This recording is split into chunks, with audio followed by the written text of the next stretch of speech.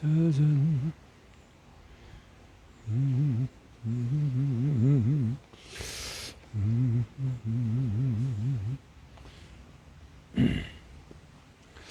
자기구속. 어,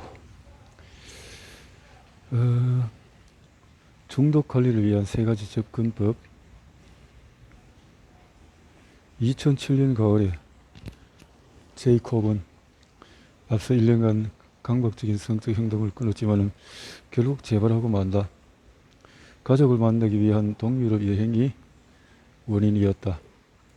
돈 그리고 누가 뭘 갖느냐의 뻔한 다툼 탓에 지금의 아내와 그의 첫 결혼에서 생긴 자식들 사이가 나빠지면서 일이 꼬였다. 3주간의 여행 일정 중에서 2주가 지난 후에 자식들은 자신이 달라고 한 돈을 아버지가 주지 않았다는 이유로 분개했다. 아내는 남편이 자식들에게 돈 줄 생각을 했다는 이유로 화를 냈다.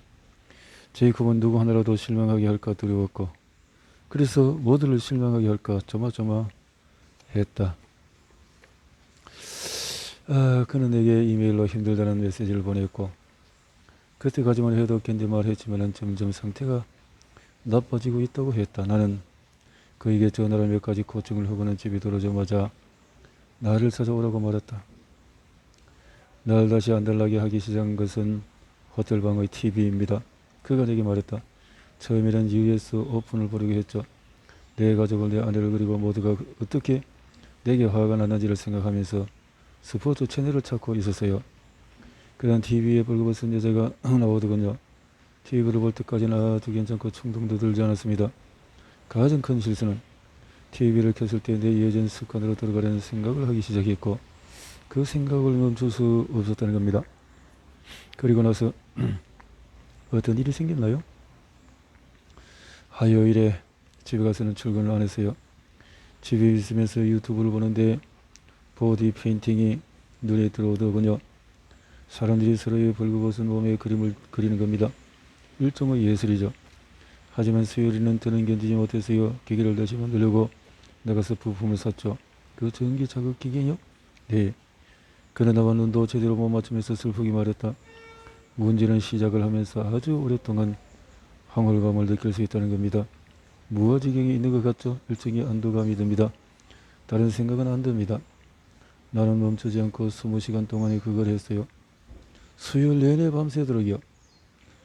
목요일 아침 기계의 부품들을 쓰레기통에 버리고 출근했지만 금요일 아침에는 쓰레기통에서 부품들을 다시 꺼내고 고친 후 종일 사용했어요. 그리고 토요일 이들은 안 되겠다는 생각에 익명의 섹스 중독자들의 모임에 나갔습니다. 하지만 일요일 쓰레기통에서 부품을 꺼내서 다시 사용했어요. 그리고 다시 월요일 멈추고 싶었지만 불가능합니다. 어떻게 해야 할까요? 그 기계와 부품들을 전부 챙기세요. 난 그에게 말했다. 그리고 쓰레기통에 모두 넣으세요. 챙길 것들을 다시 찾아올 수 없는 폐기장이나 다른 곳에 그 쓰레기통 가져가세요. 그는 고개를 끄덕였다. 그러고는 그에 관한 생각이나 충동이나 쓰고 싶은 욕구가 생길 때마다 무릎을 꿇고 기도하세요. 그냥 기도하세요. 신한테 도와달라고 비세요. 그런데 무릎 꿇기부터 시작해야 합니다. 그게 중요해요. 나는 제이콥에게 일상적인 것과 형이상학적인 것을 한데 모아 조언했다. 내 고려사항 중에서 넘나지 구분이 없었다. 물론 그에게 기도라고 말한 것은 불문율을 깬 것이다. 의사들은 신을 이야기하지 않는다. 하지만 난 믿음의 힘을 신뢰했고 내 본능대로 따르며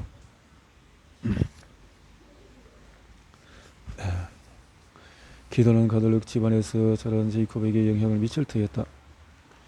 물을 끓으러 말한 것도 그 안에 역사적인 적응을 적용하려는 방법이었다.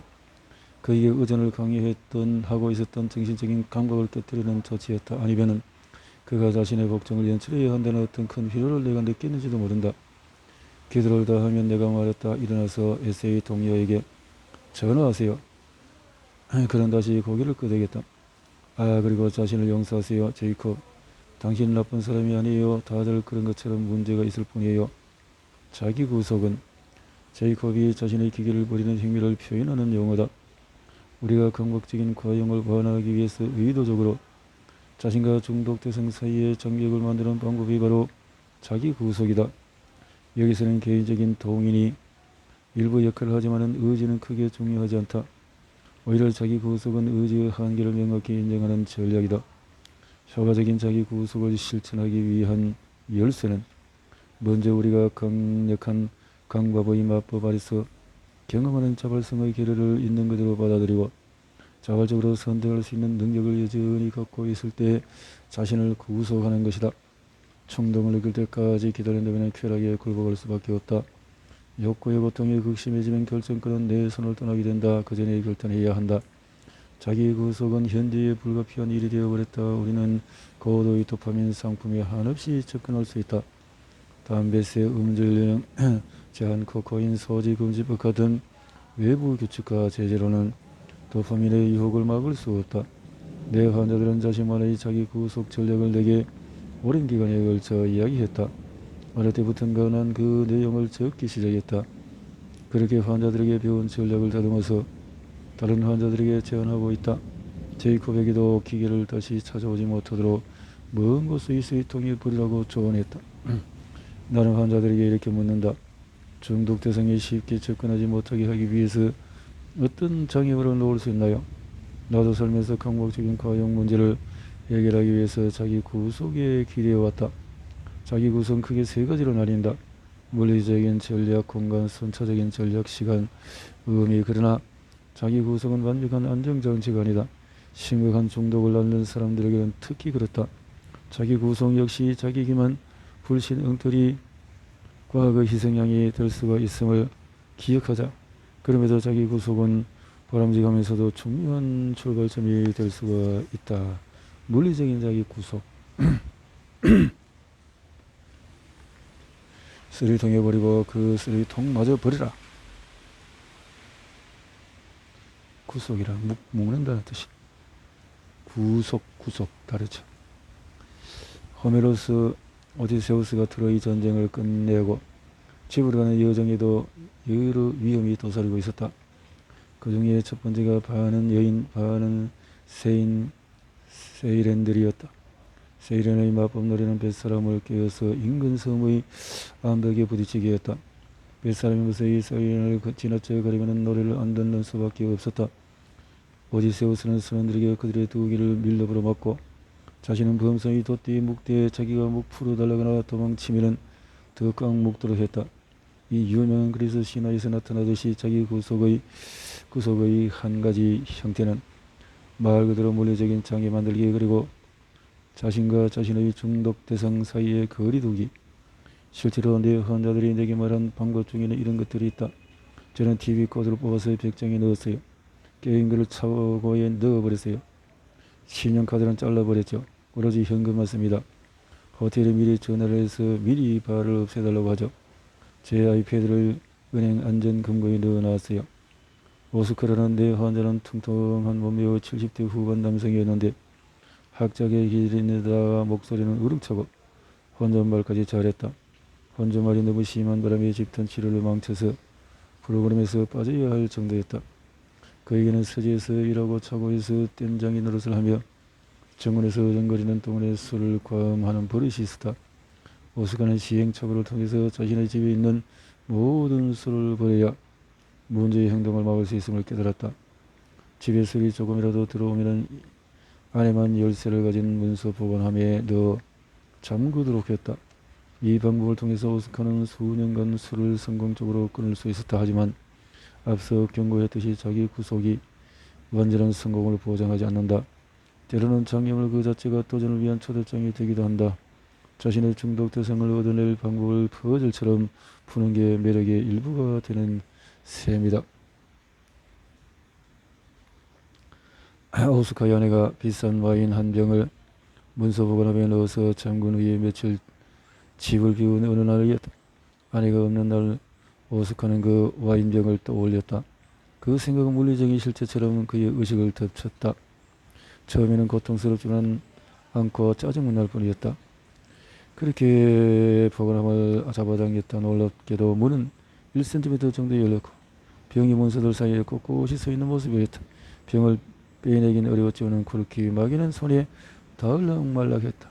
그는 보관함 안을 일보당 우두커니 서서 바라보고 와인병을 생각했다. 그의 일부는 문을 닫기를 바랬고 다른 일부는 문을 해서 눈을 떼지 못했다. 그러다가 무언가를 머릿속에 떠올리고 결심했다. 어쩌면 결심하지 않으려고 애쓰지 않았을지도 모른다. 행동 개시. 그는 공구 상자를 가지고 차고로 서둘러 갔다. 자물쇠를 문을 열어보려고 다양한 공구를 활용했다. 엄청난 집중력과 투지가 발휘되었다. 하지만은 문을 열 수 없었다. 시도해본 모든 공구가 자물쇠를 따는데 먹히지 않았다. 매듭이 갑자기 서늘해서 느슨해지듯이 불현듯 해결책이 떠올랐다. 그럼 그렇지. 내가 왜 이 생각을 못했을까? 앉을 리가 없지.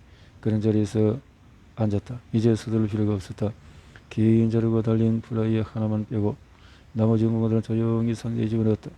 그리고 그 긴 자루 위에 플라이어로 병에 달린 코르키를 뽑아낸 뒤에 탁자 위에 코르키와 플라이어를 천천히 얹어놓고 자신에게 필요한 유일한 도구를 가지러 북으로 갔다. 긴 플라스틱 빨대, 제 역할을 하지 못한 오스카의 문서 보관함 대신에 K-세이프 부엌 금고 같은 좀 더 튼튼한 보안 장치였다면 오스카의 행동을 막았을지도 모른다.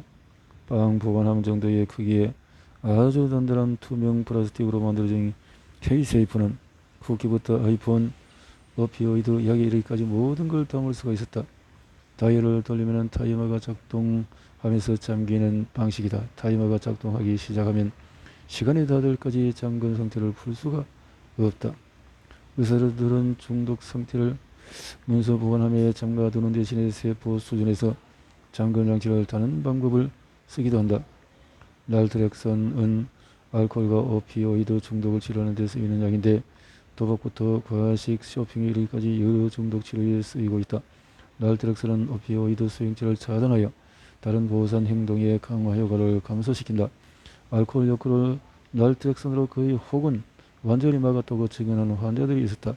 이 문제로 수십 년간 고생해온 환자들에게는 술이 아예 안 마시거나 보통 사람들처럼 적당히 마시는 능력이 하나의 계시처럼 다가온다. 그러나 나는 날트렉선이 내 인생 오피오이드 체계를 차단하기 때문에 오히려 우울증을 유도하지 않을까 하는 합리적인 의구심을 품고 있다. 믿을 만한 증거는 없지만 가끔 날트렉선 때문에 쾌락을 못 느낀다고 이야기하는 환자들을 마주한다. 어떤 환자는 내게 이렇게 말했다. 날트렉선으로 술을 끊게 되었지만 베이컨을 예전처럼 즐기지는 않게 되었어요. 뜨거운 샤워도 그렇고요. 러너스 하이도 못 느껴요. 그래서 나는 그가 마트의 특별 할인 시간대처럼 술이 당기는 위험한 상황에 놓이기 30분 전에 날트렉선을 복용하는 것으로 조처했다. 그렇게 날트렉선을 조절해서 복용하자 술도 적당히 마시고 베이컨도 다시 즐기게 되었다. 2014년 여름 나는 제자 한 명과 함께 중국 현지 병원에서 헤로인 중독을 치료받고 있는 이들을 인터뷰했다. 베이징에 위치한 그곳은 정부 후원 없이 기부제로 운영되는 중독치료 병원이었다. 우리가 만난 38세 남성은 자신이 그 병원에 치료를 받으러 오기 전에 중독 수술을 받은 이야기를 해줬다. 그 중독 수술이란 날트렉선이 담긴 임플란트를 삽입해 헤로인의 영향을 정기적으로 차단하는 방식이었다. 2007년에 그가 말했다. 수술을 받으러 우한지역에 갔어요. 부모님들이 보냈고 비용도 대주셨죠. 그 외과의들이 뭘 했는지 정확히 모르겠지만 효과가 없었다는 것은 확실해요. 수술 후에 또 헤로인을 계속했어요. 예전 같은 황홀감은 더는 못 느꼈지만은 어쨌든 헤로인 주사를 넣는 게 내 습관이었으니까요. 다음 6개월 동안에 매일 아무 강흥 없이 주사를 놨어요. 헤로인 살돈이 계속 있어서 멈출 생각을 안 했죠. 6개월이 지나니까 느낌이 돌아오더라고요. 여기에 왔어요. 새롭고 더 나은 뭔가가 있길 바라면서요. 이 일을 하는 통찰, 이해, 그리고 행동을 변화시키겠다는 의지 없이 약물 치료만으로 중독에서 벗어나기 어렵다는 사실을 보여준다. 알코올 중독을 치료하는 데 쓰이는 또 다른 약재로는 디설피람이 있다. 디설피람은 알코올 중독 치료는 효과가 있지만은 몸 안에서 아세트알데히드를 촉촉한다. 그렇게 쌓인 아세트알데히드는 심각한 홍조 반응, 메스꺼움, 구토, 혈압 상승, 전반적인 불쾌감을 이야기한다. 매일 디설피람을 복용하는 것은 술을 끊으려고 애쓰고 있는 사람들에게 효과적인 해결책이다. 아침에 일어나서는 술에 입을 대지 않겠다고 결심해놓고 밤이 되면 의지를 잃고 많은 사람들에게는 특히 그렇다. 의지는 인간의 무한 자원이 아니다. 의지는 근육 운동에 더 가까워서 쓰면 쓸수록 더 필요해진다. 어떤 환자는 이렇게 말했다. 디솔피럼을 쓰면 술을 안 마시겠다는 결심을 하루에 한 번만 하면 돼요. 종일 계속 결심할 필요가 없어요.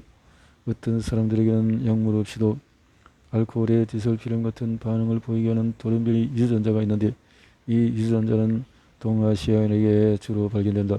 이 덕분인지 동아시아인들은 상대적으로 낮은 알코올 중독률을 보여왔다. 그런데 최근 몇십 년 동안에 동아시아 국가에서 알코올 소비량이 늘면서 이 안전했던 인구 집단에서도 알코올 중독률이 높아지고 있다. 최신 연구에 따르면 알코올에 대한 미적 유전자를 가진 이들이 술에 빠지면 관련된 암에 더 잘 걸릴 수 있다고 한다. 다른 자기 구속 기제와 마찬가지로 디솔피럼도 완벽한 해결책은 아니다.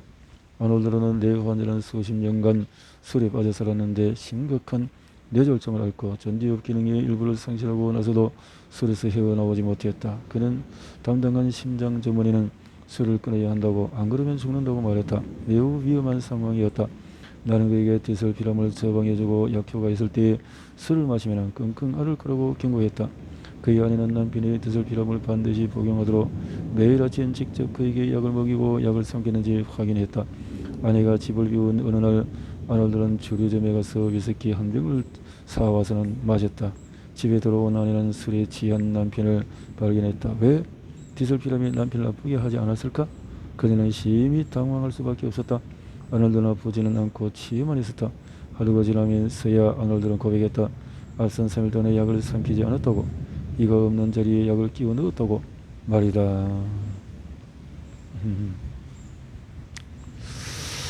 그래요. 네. 최근에 등장한 물리적인 구속 형태는 몸에 해부학적인 변화를 주는 방식이다. 위밴드 삽입술, 위절제술, 위우회술 같은 체중 감량 수술이 대표적인 예다. 이런 수술들은 위 크기를 줄이거나 칼로리를 흡수하는 일부 소원을 건너뛰게 한다. 위밴드 삽입술은 위나 소정의 일부를 드러내지 않는 대신에 위 주위의 고리를 둘러서 위의 크기를 줄인다. 위절제술은 위의 일부를 수술로 제거해서 그 크기를 줄인다. 에밀리라는 내 환자는 2014년 위우회술을 받아 1년 사이에 체중을 52kg을 줄였다. 거짓말 할 수 있는 건 다 해봤지만 체중을 줄이는 데 실패했다고 한다. 이거는 에밀리의 얘기가 아니다. 체중 감량 수술은 비만의 효과적인 방법으로 알려져 있다. 다른 치료법이 효과가 없을 경우에는 특히 그렇다. 하지만 의도하지 않는 부작용이 일어나기도 한다. 위우회술을 받은 사람 중에서 4분이 이런 알코올 중독이라는 새로운 문제에 직면한다. 에밀리도 수술 후에 알코올에 중독이 되었다. 뚱뚱한 사람들은 대부분 음식에 중독될 잠재적 위험성을 갖고 있는데 이 부분은 수술만으로 충분히 해결할 수가 없다. 그러나 수술을 받은 후에 식습관 변화에 필요한 행동적인 심리적인 조치를 받는 사람은 극소수에 불과하다. 따라서 대다수가 건강하지 못한 방법으로 음식을 다시 먹기 시작해서 작아진 위를 억지로 늘린다. 일본 합병증에 시달리거나 재수술이 필요하다는 지인들을 받기도 한다. 먹는 양을 어찌해서 줄인다고 해도 상당수 사람이 알코올 같은 다른 탐닉 대상으로 갈아탄다. 게다가 이런 수술은 흡수율을 높여서 알코올에 대한 대사작용 방식을 바꾼다. 일반적인 크기의 위가 없다는 것은 알코올이 혈류에 거의 동시에 흡수된다는 뜻이다. 결국 술을 조금만 마셔도 더 빨리 취하고 더 오래 취해 있게 되는데 이런 알코올 링거를 막고 있는 것과 비슷하다. 우리는 수많은 사람의 건강을 개선할 수 있는 의료 개입을 기꺼이 받아들일 수 있고 받아들여야 한다. 하지만 우리가 음식 공급을 위한 충분한 공간을 만들기 위해 내장 기관을 제거하고 변형하는 방법에 기대어야 한다는 사실은 소비 과잉 시대의 슬픈 자화상이다. 우리의 접근을 제한하는 잠금 상처부터 오피오이드 수용체를 차단하는 약제, 위를 줄이는 수술에 이르기까지의 물리적인 자기 구속은 오늘날 곳곳에서 확인할 수 있다. 이는 우리가 도파민을 제어할 필요가 커지고 있다는 뜻이다. 나는 책으로 클릭 한 번으로 볼 수 있게 되면서 원래 바랐던 것보다 혹은 내게 바람직한 수준보다 더 오랫동안 판타지에 빠져 있었다. 그래서 나의 해결책은 전자책 단말기를 고렸다. 그렇게 해서야 끝없이 줄을 잇는 다운로드용 성애물에서 벗어날 수가 있었다. 그제서야 중독적인 소설에 빠져드는 경향을 제대로 누그러뜨릴 수 있었다. 도서관에서 서점에 가야 하는 사소한 불편이 나와 중독 대상에서 꽤 쓸모있는 장애물이 되었던 것이다.